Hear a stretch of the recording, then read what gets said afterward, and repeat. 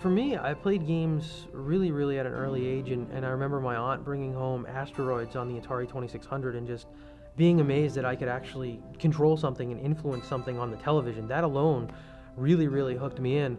The one riveting experience that I remember as a gamer where the content for the first time really sucked me in and I thought, wow, this medium is very interesting. I was actually playing Ultima 3 on my Atari. I remember vividly not ever having that kind of experience in a book or watching a television or anything like it. You know, I was participating, I felt for things, and at the same time, I felt I was making some of that happen myself. The goal of a game design, and really when you create a game, is that you really want to introduce people to a world and create universes where they can really feel that it's living and breathing. It's vast, there's a lot to explore, and it's very dynamic in many ways. It's almost like a pool of content where you can just dive in, be completely immersed, and just relax and have a good time as you just watch everything just peel in. When playing a game, the main goal for someone playing a game is to be totally immersed and engaged in the game.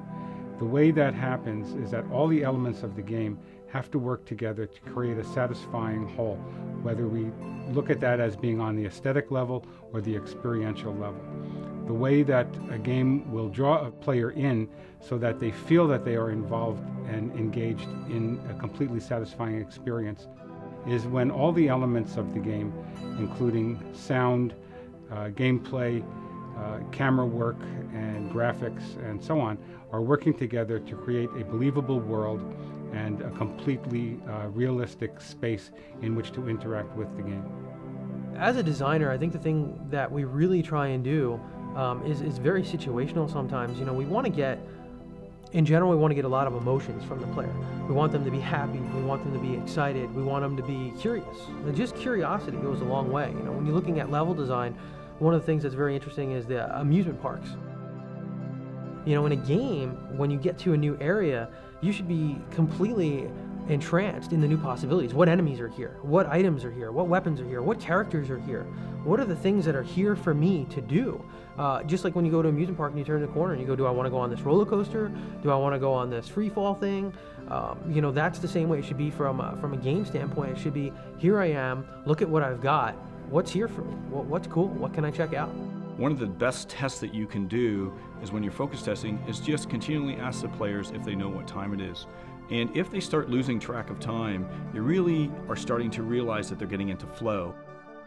Flow is an experiment, a very famous experiment now in the world of psychology, really headed up by Professor Csikszentmihalyi, and it really talks about how people feel when they get into the groove of things, essentially.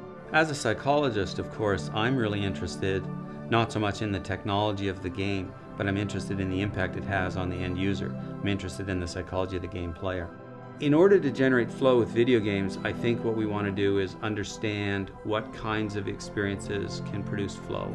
If you're talking about a video game in which there's competition, the competition needs to be well balanced. You get into flow when you're playing tennis against an opponent at about your level of ability, maybe a little bit above. If you're playing with somebody that's way too good, you get crushed, no flow.